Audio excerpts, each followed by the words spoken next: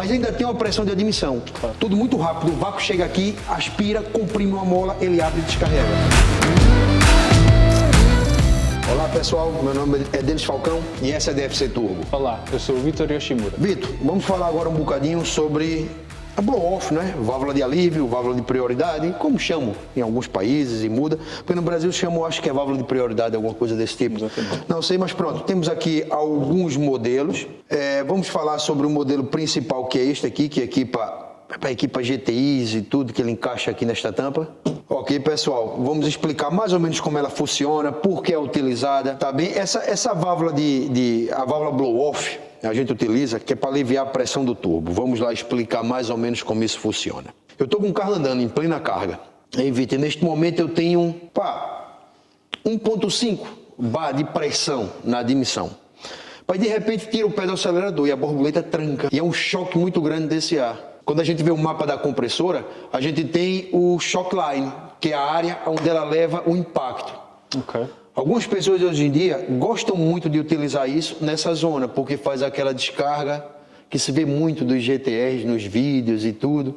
Nos Supras, né? Aquele som que faz. Só que pronto, isso é muito mal para um turbo, está gerando uma pressão violenta. E quando ele recebe esse impacto, a pressão não tem por onde vir, então ela volta pelo eixo.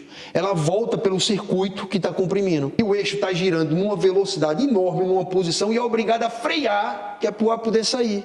Exatamente. E aí é onde o estrago é grande, quer dizer, vai tirar a durabilidade dele. Aqui temos uma tampa do GTI para explicar mais ou menos a vocês como funciona, até como essa válvula também. Uma válvula muito parecida com essa, era utilizada antigamente no 1.8 turbo. Audi TT, Audi A4 ou 1800 turbo.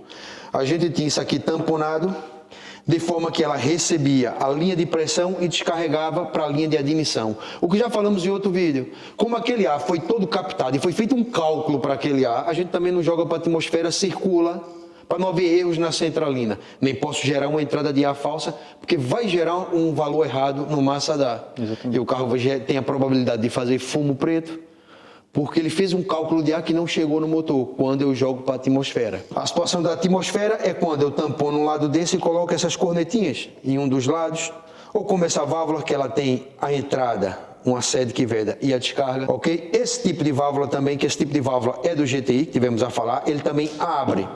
Se a gente for olhar cá para dentro, ele tem uma área de conexão com a pressão e uma área de descarga para admissão da ar. É aquela mesma função que tivemos a falar, dele captar a pressão e descarregar para a linha de ar. Temos um grande problema que está aqui, é um dos defeitos que acontece muito nesta linha na THP, porque tem isso, que essa válvula ela tem uma membrana, e esta membrana rompe. Como é que funciona essa membrana? Vamos falar sobre agora as pré-cargas de mola. Ok. Porque eu não posso ter uma válvula que não tenha mola nenhuma. Se eu fizer 100 gramas aqui, que já é um ponto que eu estou aqui a pular, vamos tentar aqui explicar isso da melhor forma, para o pessoal compreender mesmo como ela funciona. Porque aqui estamos a falar de uma válvula eletrônica, ok? Mas mesmo assim, ela tem uma mola e ela tem uma cuba de pressão. Como funciona nessas válvulas, né? Ela está presa na linha de pressão e aqui ela está presa depois da borboleta, que é aquela situação que a gente disse. Eu vou com o pé no acelerador e a pressão que eu tenho dentro do turbo é a mesma que eu tenho no coletor. Não estamos a falar de caudal, estamos a falar de pressão, ponto A ao ponto B. A pressão é a mesma. Quando eu tiro o pé da borboleta, que tranco a borboleta, neste exato momento eu gerei depressão, vácuo no coletor. Mas ainda tem uma pressão de admissão. Claro. Tudo muito rápido, o vácuo chega aqui, aspira, comprime uma mola, ele abre e descarrega, ok? Abre e descarrega. Como a gente vê aqui, é difícil empurrar, mas se eu colocar aqui uma pistola de vácuo, uma linha de vácuo, ok? Neste momento, vou mostrar, é difícil para quem está vendo o vídeo compreender, mas eu vou colocar aqui pressão positiva. Tenho 1.2 de pressão positiva. E tenta empurrar isto. Está completamente agarrado. Está fechado. Você não consegue carregar. Porque o que é que eu tenho aqui agora? Neste momento eu tenho um bar de pressão aqui, mais a carga da mola. Sim. Porque eu não posso ter um bar de pressão aqui e um bar de pressão na linha. Então, vamos supor que eu tenho uma carga de mola de 500 milibares. Então, eu tenho aqui um bar e meio contra um bar de pressão. Então, ela nunca vai deixar ter fugas. No momento que tirei o pé do acelerador, descarreguei e gerei vácuo. Pronto, tenta empurrar agora. Perfeito, ela abre bem. Esta válvula tem uma particularidade, que é nessa situação que tivemos a falar do Audi 1.8 Turbo. Okay. É uma válvula de pistão duplo. Um dos pistões ela já recolheu, já tirou a carga. E depois eu tenho uma carga de mola muito básica, que é para ele fazer uma descarga e fechar, para não ter problemas com massa d'ar, nem mandar o carro abaixo. É só essa válvula, tem essa particularidade de ter um pistão duplo. Mas se fosse uma válvula normal, nesse momento estava aberta. Pois que o próprio vácuo já iria Com o puxar. próprio vácuo, abre tudo, descarrega e permanece aberta. Que é o caso desta. É o caso dessa, exatamente, é o caso dessa. O caso das eletrônicas também funciona assim. Ela está ligada, tem uma pré-carga de mola. A membrana que eu lhe mostrei é uma cuba, como podem ver, ela tem pequenos orifícios, ok? Aqui dentro, ok? O qual ela está encostada, a pressão de carga é muito leve. Pronto, quando entra a pressão por esses orifícios, carrega esta membrana e a membrana empurra e mantém fechado. Como pode ver lá dentro, tem os orifícios abertos para a membrana. Consegue ver? Pronto, vou tentar mostrar aqui na câmera, ver se a câmera consegue ver que tem os orifícios abertos e enche essa membrana. Faz a mesma função dessa. Apesar de ser elétrica, faz a mesma função. Quando eu recebo uma carga elétrica, é que eu crio um campo magnético e puxo o êmbolo, ok? Um campo magnético e puxo o êmbolo. Vou tentar ligar ela aqui para a gente poder mostrar como ela funciona. Mesma coisa eu tenho essa já ultrapassou o problema de membrana, já fizeram um cilindro único, porque as membranas rompiam muito. E aí é uma grande dificuldade, Vitor, a gente fazer o diagnóstico. Porque a gente pensa que a válvula está boa, a válvula está rasgada. Quando ganha pressão, o êmbolo abre, deixa passar o ar e não ganhamos pressão de turbo. Percebe? Isto aqui foi um grande problema e ainda é. Esse tipo de válvula quando rompe a membrana. É mais ou menos assim que elas funcionam. Elas têm que ter sempre uma pré-carga de mola. Isto é uma válvula que a gente pode regular a pré-carga aqui em cima.